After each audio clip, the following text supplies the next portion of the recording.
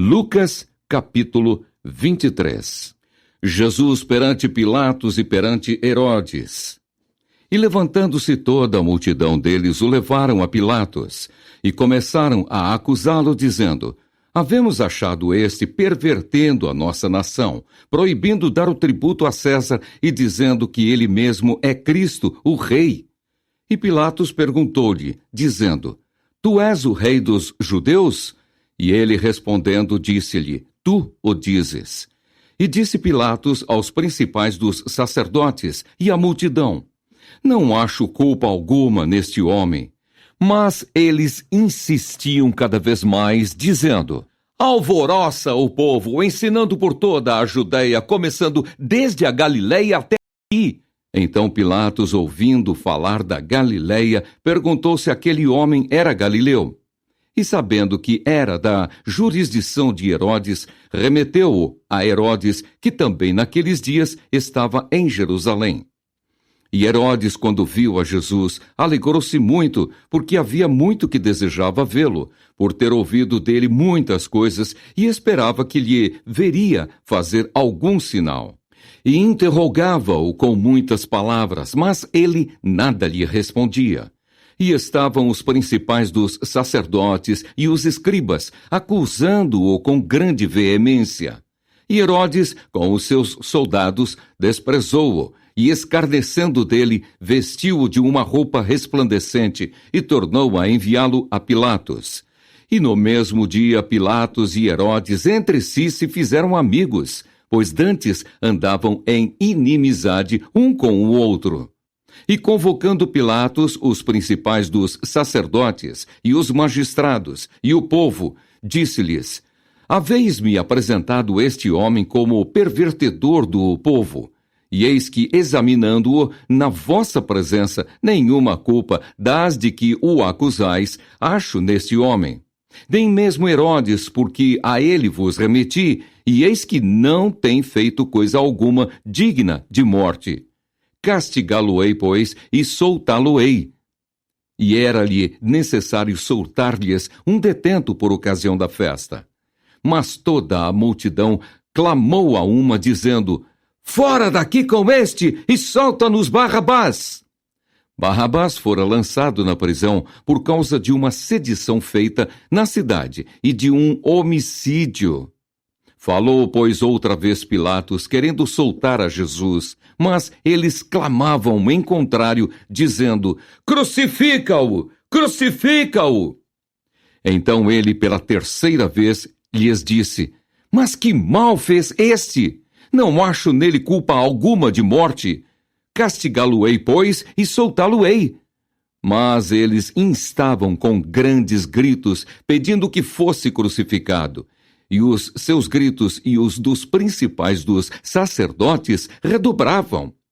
Então Pilatos julgou que devia fazer o que eles pediam, e soltou-lhes o que fora lançado na prisão por uma sedição e homicídio, que era o que pediam, mas entregou Jesus à vontade deles. Jesus a caminho do Gólgota. E quando o iam levando, tomaram um certo Simão Cirineu, que vinha do campo, e puseram-lhe a cruz às costas, para que a levasse após Jesus. E seguia-o grande multidão de povo e de mulheres, as quais batiam nos peitos e o lamentavam. Porém Jesus, voltando-se para elas, disse: Filhas de Jerusalém, não choreis por mim, chorai antes por vós mesmos e por vossos filhos, porque eis que hão de vir dias em que dirão: Bem-aventuradas as estéreis, e os ventres que não geraram, e os peitos que não amamentaram. Então começarão a dizer aos montes: Caí sobre nós, e aos outeiros: Cobri-nos. Porque se ao madeiro verde fazem isso, que se fará ao seco? E também conduziram outros dois, que eram malfeitores, para com ele serem mortos. A crucificação. E quando chegaram ao lugar chamado A Caveira, ali o crucificaram, e aos malfeitores, um à direita e outro à esquerda. E dizia Jesus: Pai, perdoa-lhes, porque não sabem o que fazem. e repartindo as suas vestes, lançaram sortes. E o povo estava olhando, e também os príncipes zombavam dele, dizendo: aos outros salvou, salva-se a si mesmo, se este é o Cristo, o escolhido de Deus. E também os soldados escarneciam dele, chegando-se a ele e apresentando-lhe vinagre, e dizendo: se tu és o rei dos judeus, salva-te a ti mesmo.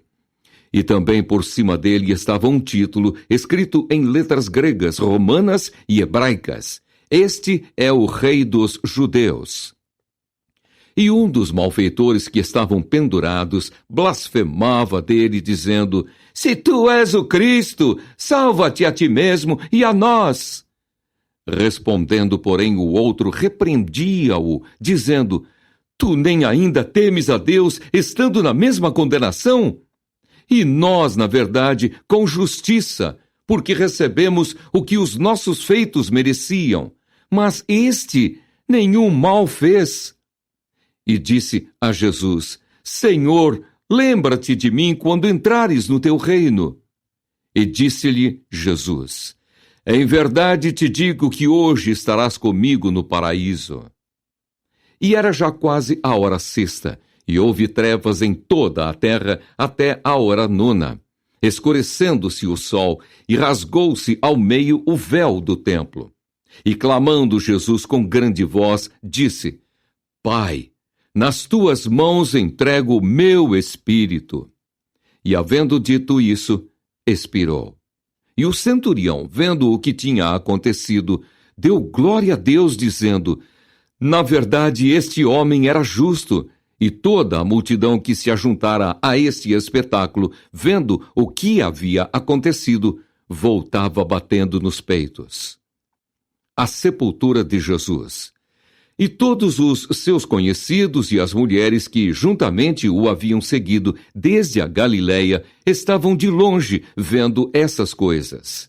E eis que um homem por nome José, senador, homem de bem e justo, que não tinha consentido no conselho e nos atos dos outros, natural de Arimateia, cidade dos judeus, e que também esperava o reino de Deus, este, chegando a Pilatos, pediu o corpo de Jesus. E, havendo-o tirado, envolveu-o num lençol e pô-lo num sepulcro escavado numa penha onde ninguém ainda havia sido posto.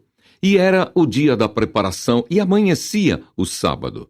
E as mulheres que tinham vindo com ele da Galileia seguiram também e viram o sepulcro e como foi posto o seu corpo. E voltando elas, prepararam especiarias e ungüentos e no sábado repousaram conforme o mandamento.